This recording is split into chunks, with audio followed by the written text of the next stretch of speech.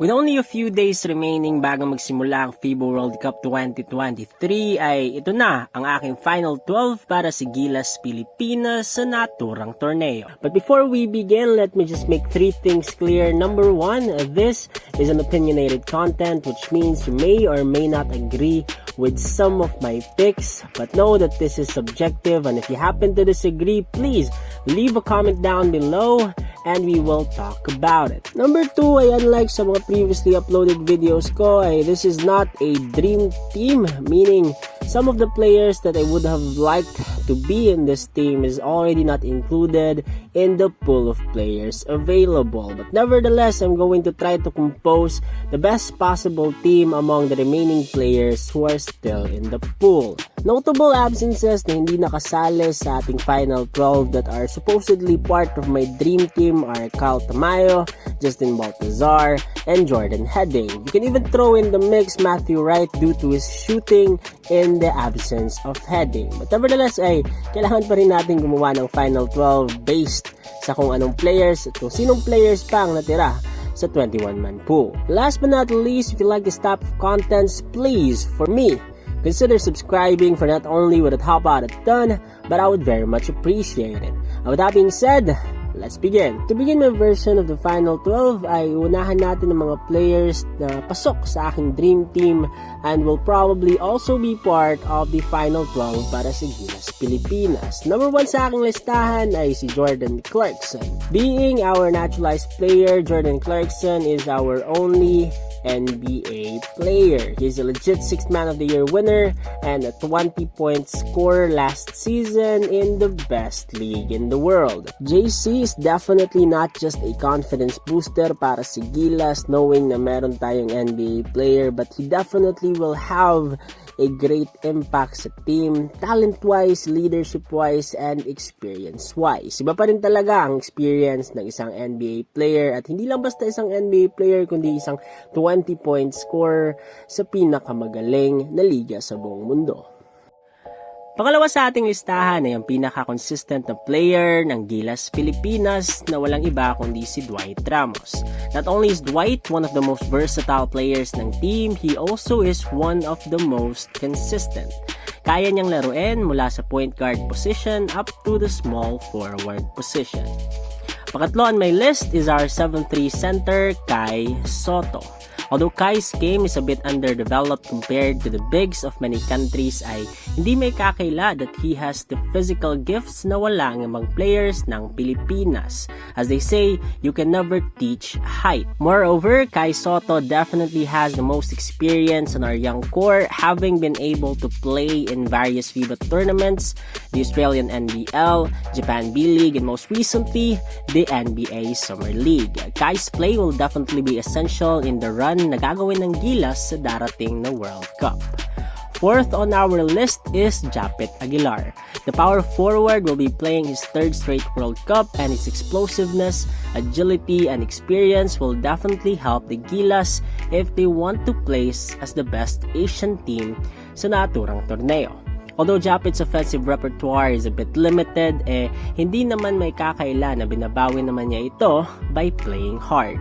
And speaking of playing hard, 5th sa ating listahan and still originally part of my dream team is Scottie Thompson. Scottie is a bit undersized pagdating sa world stage, however, the former PBA MVP makes it up with hustle and his overwhelming energy, as well as his leaping ability. Isa pa dyan ay medyo manipis ang Gilas pagdating sa guard position, and having a pure point guard sa team being one of the best PBA players na meron tayo is not a bad thing to have. Pang-anim sa listahan ay si Junmar Fajardo. Also playing in his 3rd straight World Cup, Junmar may be having his final stint sa World Cup.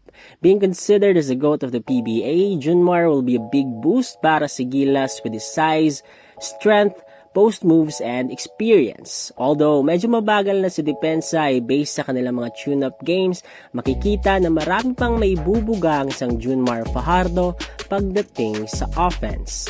7th on our list and still part of my original dream team will be one to make up for the defensive struggles that the Gilas might have. And that would be AJ Edu. AJ, even before his games para sa Gilas Pilipinas, was already part of my Gilas dream team purely because of his potential. However, ngayon ay medyo nakita na natin ang kanyang kayang gawin. And I definitely think that he should be a lock para sa Gilas Final 12. He is a versatile and agile big who can both defend and get rebounds effectively. Kahit papano rin ay meron din itong decent na tira sa labas. If AJ won't be taken, ewan ko na lang talaga kay Coach Chot. 8 on our list is Jamie Malonzo. He is arguably the most athletic player in the team together with Renzo Bando. He can defend, shoot, and has a good size for his position. Having another warm body to guard the other team's best player will be essential in this team's success. 9th and last one nakasali sa ating original dream team, we have Renz Abando.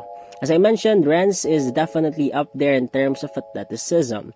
He is a streaky shooter, a leaper, and can block a lot of shots within the game.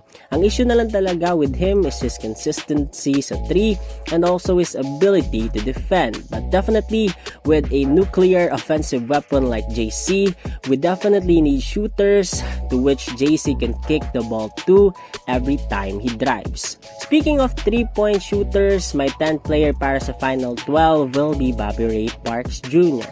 Some proven 3-and-D player na si Parks para sa Gilas, and although I originally did not have him as one or as part of my dream team, I believe that in the absence of Jordan Heading and Matthew Wright, he is the next best shooter available para sa Gilas Pilipinas. And although napapabalita that he is out of the pool of players already, as long as there is no official announcement yet, I definitely have Ray Parks sa aking Final 12. Pero if ever na hindi na talaga siya makuha, I would prefer to have Oftana to be his backup, knowing that compared to the only 3-point shooter remaining on the team, which is Pugoy, he has a better size and a little bit younger than him.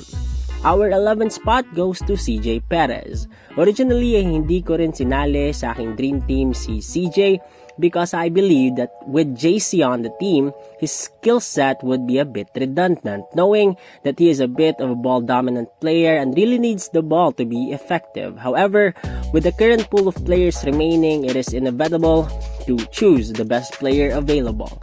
At para sa akin, CJ is without a shadow of a doubt the best player among the remaining players in the said pool. He is not the best scorer in the previous World Cup for nothing, and possibly pwede niya ring i-take up ang role ni JC when he takes his rest.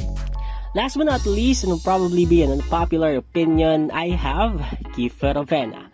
Ravena will take on the role of a third-string point guard behind Scottie Thompson and CJ Perez.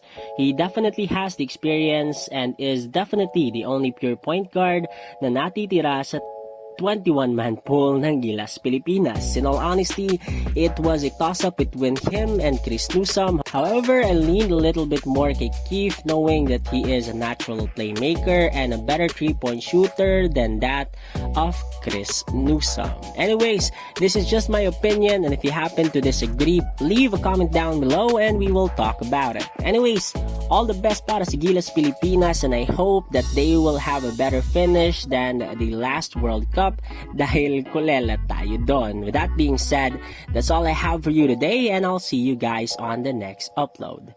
Ciao!